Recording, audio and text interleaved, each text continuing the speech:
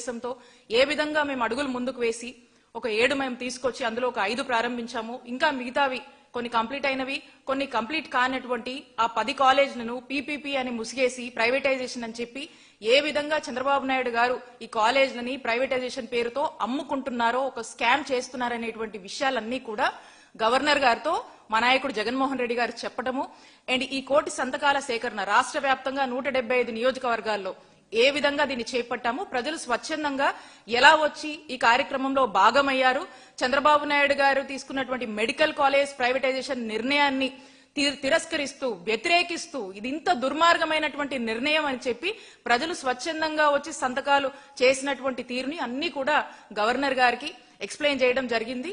ఆ గవర్నర్ గారు కూడా ఈ రాష్ట్ర ప్రజల పట్ల వాళ్ళు పడుతున్నటువంటి ఇబ్బందుల పట్ల జగన్మోహన్ రెడ్డి గారు ఇచ్చినటువంటి వివరణతో వారు కూడా అవన్నీ విని వారు కూడా చాలా సానుకూలంగా స్పందించారు. ఈ ఆవేదనని, ఈ బాధల్ని ప్రజల పక్షాన ప్రజల గురించి ఆలోచించమని చెప్పి కూడా జగన్మోహన్ రెడ్డి గారు గవర్నర్ గారికి చెప్పడం జరిగింది. మరి వారు కూడా ఒక బాధ్యత గల వ్యక్తిగా అర్థం చేసుకున్నారని చెప్పి మేము భావిస్తా ఉన్నాము. ఇక మనం చూస్తా ఉన్నాము, ఇక చంద్రబాబు నాయుడు గారి నిర్ణయం ఈ పీపీపీ అని చెప్పేసి ఈ ప్రైవేటైజేషన్ అని చెప్పేసి తీసుకున్నటువంటి ఈ దుర్మార్గమైనటువంటి నిర్ణయం ఈ కోట్లాది మంది ప్రజల ఆరోగ్య భద్రతకు గొడ్డలి పెట్టు లాంటి నిర్ణయం అని చెప్పి తెలియజేస్తున్నాం.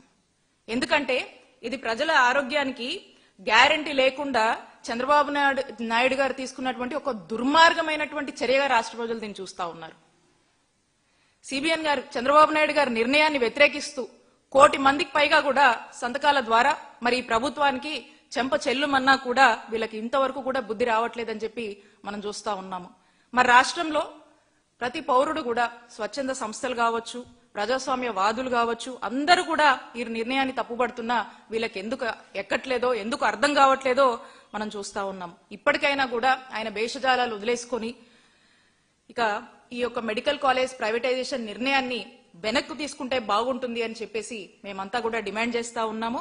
తీసుకోకపోతే ఈ ప్రజా ఉద్యమాన్ని ఇంకా కూడా కొనసాగిస్తాము, దీన్ని లీగల్ గా ఫైట్ చేస్తాము, కోర్టులను కూడా మేము ఆశ్రయిస్తామని చెప్పి తెలియజేసుకుంటూ వైఎస్ఆర్ కాంగ్రెస్ పార్టీ పోరాడుతూనే ఉంటుంది ప్రజల పక్షాన అని చెప్పి మరొకసారి తెలియజేసుకుంటా ఉన్నాము.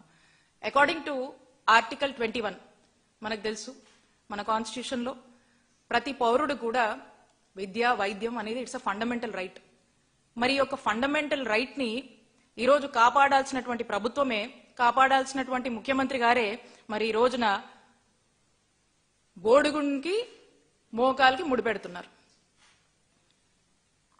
ప్రజాస్వామ్యంలో ఈ ప్రజలు ప్రభుత్వాలను ఎన్నుకుంటారు.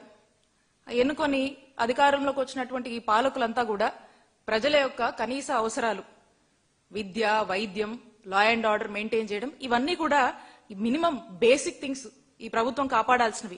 మరి ఏదో ఈ పీపీపీ మోడల్ అని చెప్పేసి దీని గురించి గొప్పలు చెప్పుకుంటూ ఏదేదో కబురు చెప్తా ఉన్నారు. నేను ప్రశ్నిస్తున్నాను చంద్రబాబు నాయుడు గారిని, మరి లా అండ్ ఆర్డర్ కి సంబంధించినటువంటి శాంతి భద్రతలు కాపాడేటువంటి మరి పోలీస్ స్టేషన్లు కూడా పీపీపీకి ఇవ్వచ్చు కదా, ఇస్తారా? హాస్పిటల్స్ ని ఇప్పుడు ఈ మెడికల్ కాలేజ్ ని వీటిని ఇస్తున్నారు కదా, ఇవ్వాలని ఆలోచన చేస్తున్నారు కదా, మరి లా అండ్ ఆర్డర్ కూడా కీలకమే. మరి ఆ పోలీస్ స్టేషన్లు కూడా పీపీపీ మోడల్లో ఇస్తారా? మరి చంద్రబాబు నాయుడు గారు చెప్పండి. ఈ రోజున ఇంతమంది వ్యతిరేకిస్తున్నా కూడా మరి చంద్రబాబు నాయుడు గారు ఈ పీపీపీ విధానం ఇదేదో నేషనల్ మోడల్ అని చెప్పి, ఇంకా చాలా గొప్ప మోడల్ అని చెప్పేసి ఇంకా ప్రజల్లోకి ఇంకా కూడా ఇదే విషయాన్ని పదే పదే పెనిట్రేట్ చేసే ప్రయత్నం చేస్తా ఉన్నారు. అందుకే ఇదేదో ప్రజల జీవితాలు పూర్తిగా దీన్ని మార్చేసేటువంటి మంత్రదండంలా కూడా మరి చంద్రబాబు నాయుడు గారు దీని గురించి చెప్తా ఉన్నారు. కాబట్టి ఈ పీపీపీలో ఆయన అంటా ఉన్నారు కదా, ఈ పీపీపీలో రోడ్లు వేయడం లేదా, గుంతలు పూడ్చడం లేదా అని చంద్రబాబు నాయుడు గారు మాట్లాడుతూ ఉన్నారు. అవును, కరెక్టే, రోడ్లు వేస్తున్నారు, బానే ఉంది. మరి రోడ్లకు పీపీపీ పేరుతో అడ్డం పెట్టుకుని రోడ్లకి మరి ఈ టోల్ ట్యాక్స్ తీసుకుంటున్నారు కదా, ఆ టోల్ ట్యాక్స్ ఛార్జీలు అన్ని ప్రజల మీద ఎంత పడతా ఉన్నాయి? చాలా పెద్ద ఎత్తున లేజేస్తున్నారు కదా.